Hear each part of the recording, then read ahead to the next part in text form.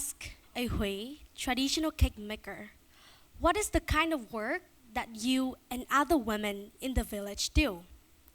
She answered, oh, the simple. I remembered vividly our conversation, her small frame in the borrowed kitchen of a famous restaurant where she worked. Her eyes sparkled with pride as she shared with me the so typical story of a traditional cake maker like her, starting with how a little female child was bundled around her mother's back as she ploughed the neighbor's field for extra cash. How a young girl, like every other, was first sent to the kitchen to learn the basic house chores, cooking, cleaning, making cakes. How a young bride proves her worth to the in-law by presenting her skills in the first family meal. How a pregnant wife at the age of barely 17 woke up at 3:30 a.m. to pound 6 kilograms of rice to make sure she would have enough cake to sell in the local market. How the definition of a good mother requires her to make sure there will always be enough rice left in the kitchen, there will be enough money under the bed to pay for her first son's wedding. How she must go through life with a genuine smile always present on her lips. Oh, the simple, she said, and I begged to differ. No matter how astonished I was with her first reply, it was her answer to the next question that amazes me and inspired me to bring forth this particular topic, Daughters of Vietnam, to TEDxOLYMPIA today. When I asked her, what is the kind of work that your husband and other men in the village do? Her response was, the intense kind, because they are stronger than us, so they have to do much more, like ploughing fields or being a mason. I was caught off guard, because for one, the list was definitely shorter. For two, she insisted that the men have no business in the kitchen. They also have no business in the market bargaining for rice, bargaining for vegetable. And for the last reason, she makes 3 times as much money as her husband monthly, juggling from all sorts of jobs, from ploughing fields to cooking a sumptuous feast for a rich family celebration. When I asked for her opinion of a good woman, she gave me 3 standards. 1, the look. A woman must always look content, walk gently, and speak softly, especially to her husband. If she does not, it is for a certain fact that this vile woman must be cheating on her spouse, for unfaithfulness is the root cause of all grumpiness. 2, the skills. She must master the arts of house chores. And 3, the faith. She must be faithful to her husband and to her husband only. Mrs. Lam is just one of the 48,737,000 Vietnamese women who were born and raised in a patriarchal society where a woman's worth is measured by the food she serves, the wealth of the man whom she married, and the gender of her firstborn child. Sacrifice and faithfulness. Her loyalty to her one and only husband must be absolutely absolute.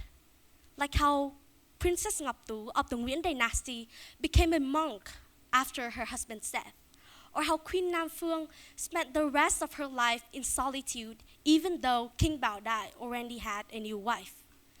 Generations after generations of these incredible daughters of Vietnam deliberately silenced the roaring cries of their own desire to confine their happiness into the narrow definition of a good woman. But daughters of Vietnam, we are more than just that. Even when the feudal society failed to acknowledge our intelligence, our passion, and our success, women of the Nguyễn dynasty, women like Hai Bà Trưng, still humbled themselves to contribute in every way possible. They were given no position, nor did they ask for one. Many of them believe that no matter how successful, how intelligent they can be, was still to take care of their family. So I asked myself this question: how did this mentality become immensely deep-rooted into our society? Language relates experiences and backgrounds, and then in turn, these histories create words that are specific to our own culture. Since history, we use language, we use words such as honoring sacrifices as one of the must-have virtues of Vietnamese women. We use these words without asking ourselves a simple question: at whose cost? It is because her grandmother taught her mother, and then in turn, her mother teaches her that this is the social norm, and that is the right thing to do. I finally understood why my mom is the way she is, living in fear that her 21st century daughter, with a remarkable protruding forehead, the sign of a stubborn young lady who would face social rejection, for she did not and will not fit in the social norm.